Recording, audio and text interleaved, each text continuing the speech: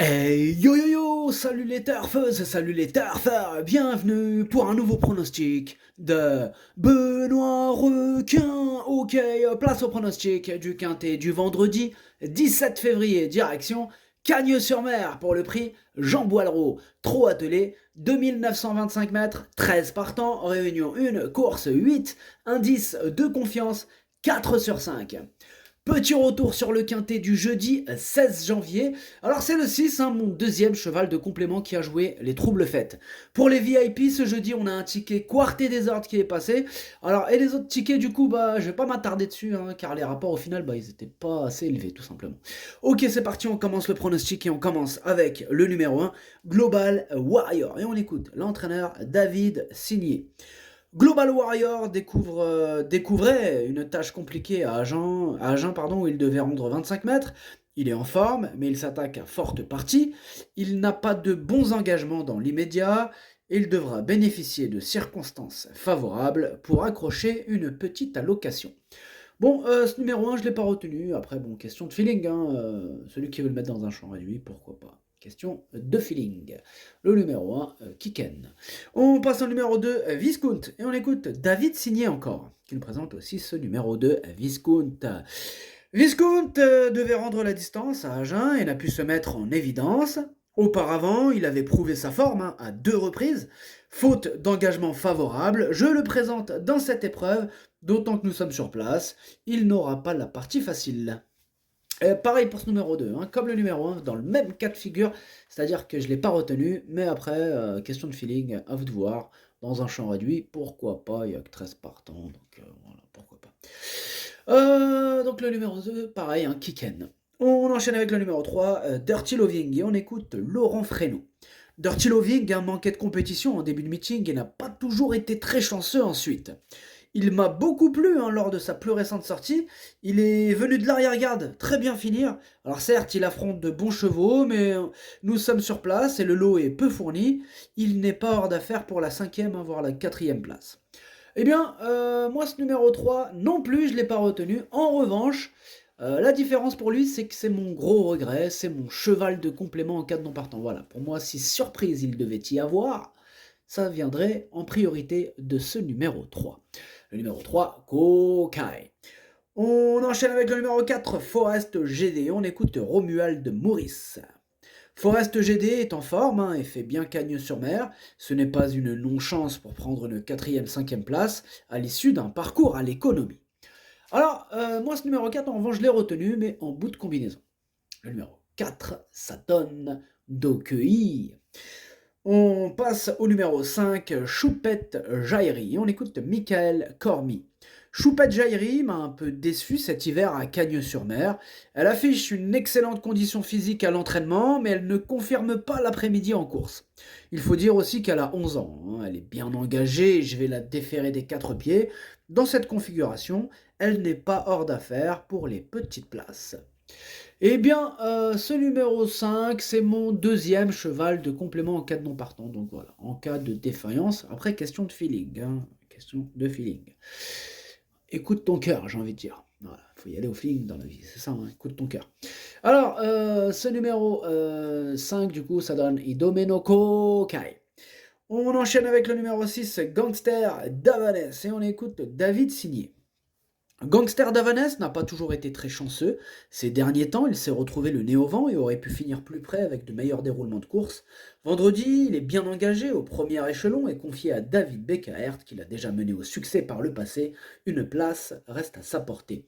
Eh bien, ce numéro 6, je l'ai retenu, mais en bout de combinaison. Le numéro 6, ça donne Nanaï. On passe au numéro 7, Dollar du plein, et on écoute Yannick Alain Brillant. Dollar du plein était un peu gêné dans l'arrière-main dernièrement, raison pour laquelle il aura du confort derrière et même devant. Mais il sera équipé léger, c'est une bonne course et il est bien au travail. Alors ce numéro 7 fait partie de mes préférés, je l'ai gardé très haut en 3e position. Ce numéro 7, ça donne Daisani. On enchaîne avec le numéro 8, Honky Tonk Blues, et on écoute Nicolas Hench. Honky Tonk Blues avait aligné 3 succès en fin d'année. Il n'a pas eu d'engagement à sa disposition depuis et va effectuer une rentrée après quasiment 2 mois d'absence. J'ai évidemment essayé de le préparer au mieux pour cet objectif. J'espère qu'il ne va pas manquer d'une course. Il est invaincu pieds nus depuis 1 an et j'espère que la série va continuer. Eh bien, ce numéro 8, c'est tout simplement mon préféré. Je l'ai installé en tête. Le numéro 8, ça donne Okiniri. On enchaîne avec le numéro 9, Eberton. Bien sûr, on n'aura pas les commentaires de l'entraîneur, c'est le seul. Et c'est qui? Junior Guelpa. Lui, c'est pas parce qu'il est parti à la pêche, non. Lui, c'est parce qu'il le fait exprès. Voilà, c'est sa technique. Lui, il dit rien. Voilà. Enfin bref, c'est un autre débat, mais bon. Alors, ce numéro 9, je l'ai gardé assez haut, en 4e position.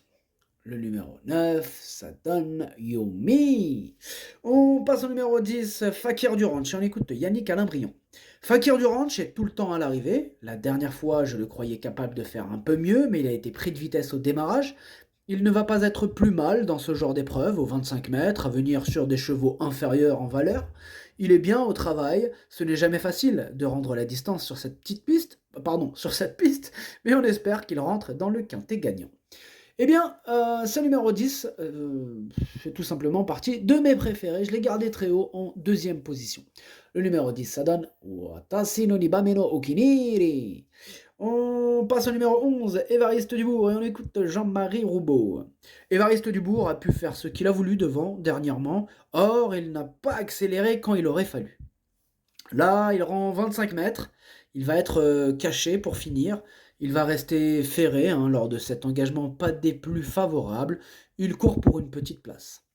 Voilà, il court pour une petite place. En tout cas, moi, ce 11, je l'ai retenu en vraiment fin de combinaison, étant donné que c'est lui le 8e de mon pronostic.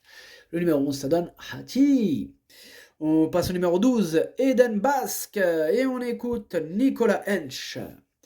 Eden Basque aurait pris une place dans le prix de la Côte d'Azur, sans une faute au début de la ligne droite. Dernièrement, il manquait de mordant et m'a laissé sur ma faim. Tout est rentré dans l'ordre et il me paraît très bien à l'entraînement.